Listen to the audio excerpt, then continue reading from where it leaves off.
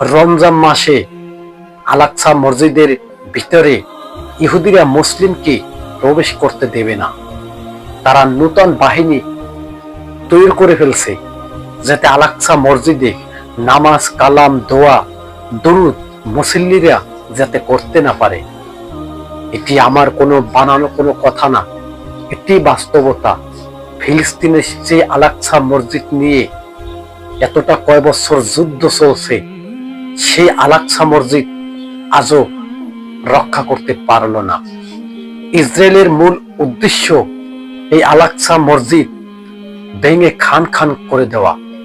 তবে কি এই আল-আকসা মসজিদ ইহুদিরা কি অচিরেই ভাঙতে চলেছে? এই আল-আকসা মসজিদ ঘিরে ইহুদিরা যে সমস্ত ষড়যন্ত্র করছে, এই সমস্ত ষড়যন্ত্র কি সফল হবে?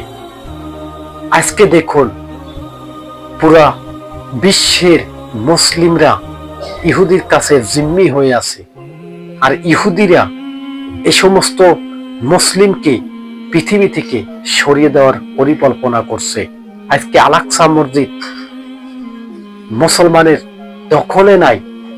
যেই আল-আকসা মসজিদ থেকে নবী সাল্লাল্লাহু আলাইহি সাল্লাম মেরাজে গেছে, এই আল-আকসা মসজিদ একটি মুসলমানের পবিত্র স্থান।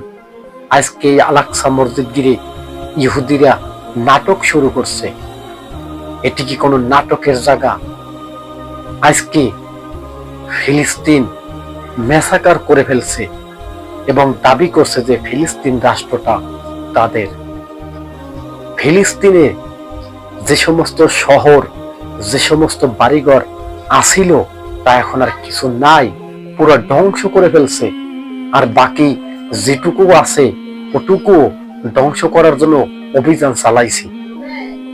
শুধু ফিলিস্তিন না, আজকে যদি ফিলিস্তিন রক্ষা করতে না পারে মুসলমানরা, এর জবাব একদিন দিতে হবে আখিরাতের ময়দানে।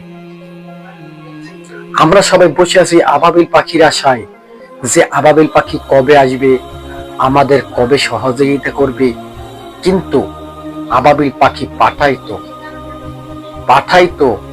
আবাবিল পাখি কখন পাঠাইতো? যখন দেখতো যে মুসলিম উম্মার নেতৃত্ব দেওয়ার মতো কেউই নাই, এই মুসলিম উম্মার সাথে যে ইহুদির সাথে যে একটা লড়াই চলছে, এই লড়াই সামাল দেওয়ার মতো কেউই নাই, তখন পাঠাইতো আবাবিল পাখি।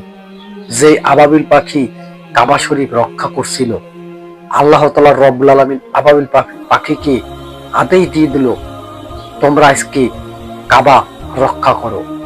আজকে এই আল-আকসা মসজিদ স্বাধীন করার জন্য যে সমস্ত মানুষ আবাবিল পাখির আশায় বসে আছে, তারা বুঝে ফেলছে, ফিলিস্তিনের মানুষ বুঝে ফেলছে, আবাবিল পাখি পৃথিবীর ভিতরে আল্লাহ তাআলা আর নাও পাঠাইতে পারে।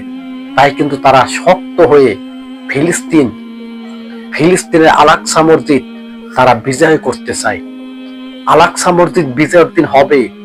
এই আল-আকসা মসজিদে মুসলমানরা নামাজ, কালাম, হজ, যাকাত সবই করবে, কিন্তু সময়ের অপেক্ষা। সেই সময়গুলো কি মুসলমানরা সহ্য করতে পারবে?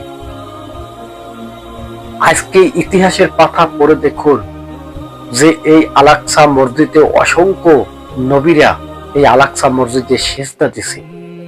নবীদের সেজদা এই আল-আকসা মসজিদের প্রত্যেকটা ফ্লোরে স্মৃতি হয়ে আছে। তবে আল-আকসা মসজিদ ইহুদিরা দাবি করছে তাদের, মুসলমানরা দাবি করছে আল-আকসা মসজিদ আমাদের। কিন্তু মূল ঘটনা কি? এই আল-আকসা মসজিদ কাদের? আজকে পুরো ভিডিওটা জানিয়ে দেব, পুরো তথ্য আপনাদেরকে জানিয়ে দেওয়া হবে যে আল-আকসা মসজিদ কাদের, ইহুদিদের না মুসলমানের। দর্শক, চ্যানেলটি সাবস্ক্রাইব করে দেবেন, সাথে থাকবেন। নতুন নতুন ভিডিও পাওয়ার জন্য আপনারা আমাদের সাথেই থাকবেন। তবে মূল ভিডিওটা আপনাদের সামনে তুলে ধরলাম। এই আল-আকসা মসজিদ ইতিহাসের কোনো পাতায় নাই যে আল-আকসা মসজিদ ইহুদিদের। এই আল-আকসা মসজিদ সবাই